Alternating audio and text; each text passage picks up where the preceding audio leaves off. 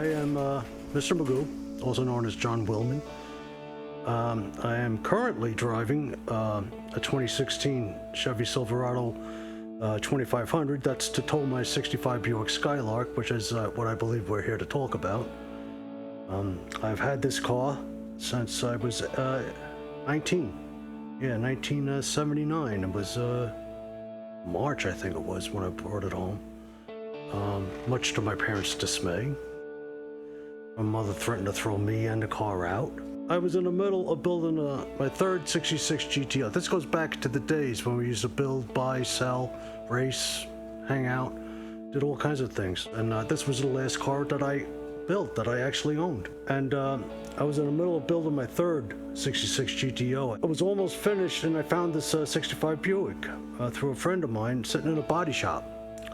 So I looked at it. It was like instant karma. I brought it home. That was it. Changed horses in midstream, which is something I do a lot. I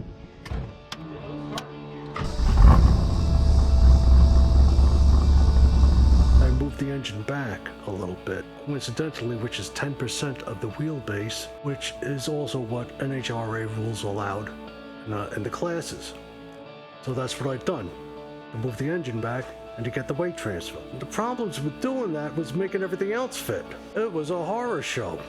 And now this last engine I built for it, which is another clone of an L88, I was correcting all of the mistakes that I had made over the years, because it's been a long time. What has it been, 30 years?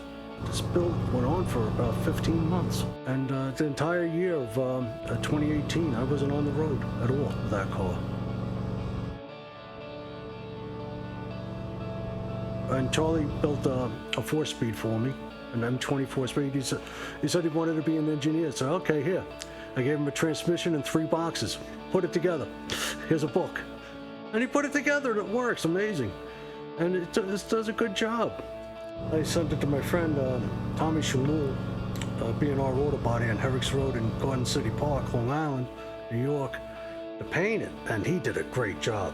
He painted this thing white.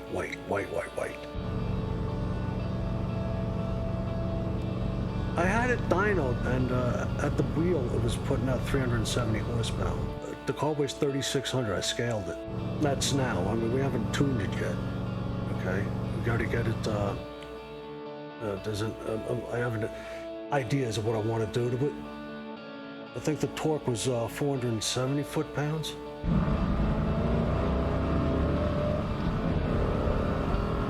I dare say there's not another Skylark like it out there. Not with a wheel wells radius, not with a 61 Oldsmobile rear in it. It's got ladder bars, coilover shocks, the engine's moved back 1.5 inches. That car was actually built from spare parts. Things I had left laying around from other cars that I've done. And we had this one guy, Richie, he was our pit crew for everybody. One guy, he did all 3 of us.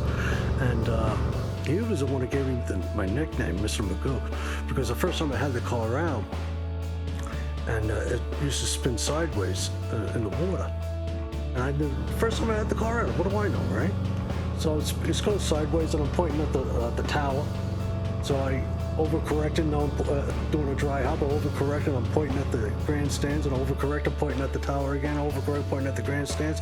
I get to the front of the staging lines, the light turns green, I take off, the wheels are wrong, and I'm going serpentine all the way down. I look like a frickin' squirrel going all the way down the strip. And this guy Richie goes, look at this, it looks like the beginning of a Mr. Magoo cartoon.